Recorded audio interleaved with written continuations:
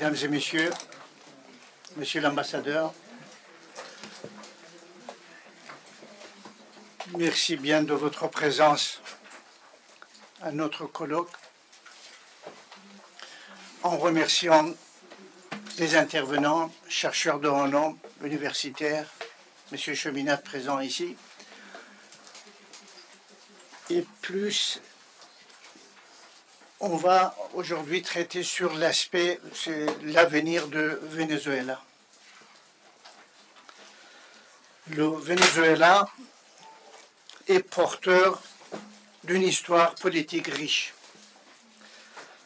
C'est une république fédérale dont le président est à la fois chef d'État et chef du gouvernement. L'élection législative de 2015 marque le début d'une grave crise institutionnelle entre les pouvoirs exécutifs et législatifs, car l'Assemblée nationale était empêchée de légiférer. En 2016, l'opposition tente en vain d'organiser un référendum révocatoire à l'encontre du président Maduro. Le scrutin présidentiel du 20 mai 2018 s'est tenu dans des conditions très controversées. Nicolás Maduro est réélu avec une abstention sans précédent. La politique extérieure de Venezuela est anti-impérialiste. Il défend un monde multipolaire. L'opposition aux États-Unis a structuré la politique étrangère d'Hugo Chavez, président de 1999 à 2013. À cette époque, le Venezuela se rapproche de pays ayant des relations difficiles avec les États-Unis, tels que l'Iran, la Chine et la Russie. La promotion d'une diplomatie sud-sud s'inscrit dans la continuité de la diplomatie historique vénézuélienne. Membre principal du mouvement des non-alliés, dont il assume la présidence de 2016 à 2019. Le Venezuela est également membre fondateur de l'OPEP. L'arrivée au pouvoir d'Hugo Chavez en 1999 marque le début du virage à gauche du continent américain. Le Venezuela devient l'un des principaux promoteurs de l'intégration régionale. Il participe activement à la formation d'organisations régionales écartant les États-Unis, notamment la communauté des États latino-américains. Il margine l'organisation des États américains qu'il quitte en 2019. Depuis, le Venezuela s'est progressivement retrouvé isolé sur le continent américain. En mars 2015, les États-Unis ont adopté des séries de sanctions individuelles contre de nombreux responsables vénézuéliens. Ils ont également adopté des sanctions sur les secteurs financiers et pétroliers.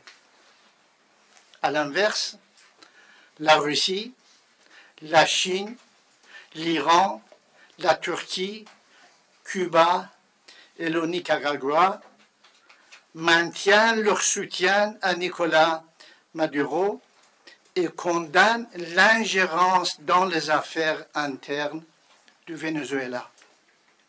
En 2017, l'Union européenne a adopté un embargo sur les armes et le matériel de répression ainsi que des sanctions visant des responsables vénézuéliens coupables de violation des droits de l'homme et d'atteinte à l'état de droit.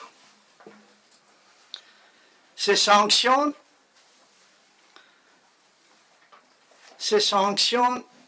impactent la situation économique. En 1950, le Venezuela se classait au 4e rang mondial au terme de PIB par habitant, derrière les États-Unis et la Suisse. Il était porté par ses revenus pétroliers croissants jusqu'à la fin des années 1980. Bien que le Venezuela est l'une des plus grandes ressources pétrolières du monde, 300 milliards de barils, il traverse depuis plusieurs années la plus grave crise économique de son histoire en raison de la baisse sévère des coûts de brut et de facto sa production pétrolière s'effondre. Sa dépendance énergétique pétrolière a révélé les faiblesses structurelles de son économie. Le pays est confronté à une hyperinflation sans précédent et à un épuisement de ses réserves monétaires conduisant à une réduction drastique des importations. Le pays est régulièrement confronté d'importations panne d'électricité affectant la distribution de l'eau et de fonctionnement des hôpitaux. En conséquence, plus de 15% de la population, soit 5,4 millions de Vénézuéliens, auraient quitté leur pays. La dette du Venezuela est évaluée à plus de 150 milliards de dollars. Les sanctions unilatérales internationales ont amplifié la crise économique.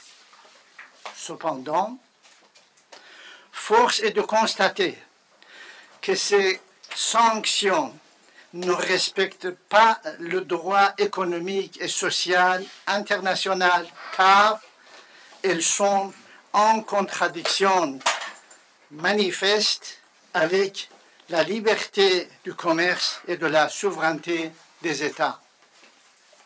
La situation des droits fondamentaux de l'homme du peuple vénézuélien s'est également fortement dégradée. Le droit de la santé, le droit à la santé, le droit à l'alimentation, le droit au développement sont atteints. L'Europe, forte de sa culture de gestion des crises, tente de développer le processus de démocratisation à l'aide d'une revalorisation de la transition économique et une coopération économique et politique.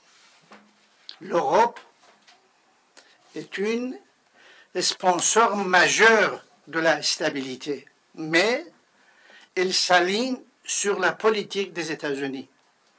Elle ne respecte pas sa propre politique qui devrait être axée sur le développement de la démocratie, la défense des valeurs universelles et des libertés individuelles, ainsi que le nécessaire maintien du dialogue entre les peuples. Aujourd'hui, le système mondial est fondé sur le multilatéralisme, mais les mesures coercitives unilatérales, contraires au droit international et à la Charte des Nations Unies, compromettent de ce postulat. C'est en tout cas notre hypothèse. La question centrale est de savoir si les sanctions unilatérales des États-Unis et de ses alliés contre le Venezuela sont légitimes au regard du droit international et humanitaire. D'un côté, le Venezuela ne saurait vivre à l'écart de la communauté internationale pour assurer son développement. De l'autre côté, le monde a besoin de Venezuela pour garantir sa stabilité et sa prospérité. Le peuple vénézuélien porte le drapeau de la paix, celui de la coopération et de la croissance. Je vous remercie de votre attention.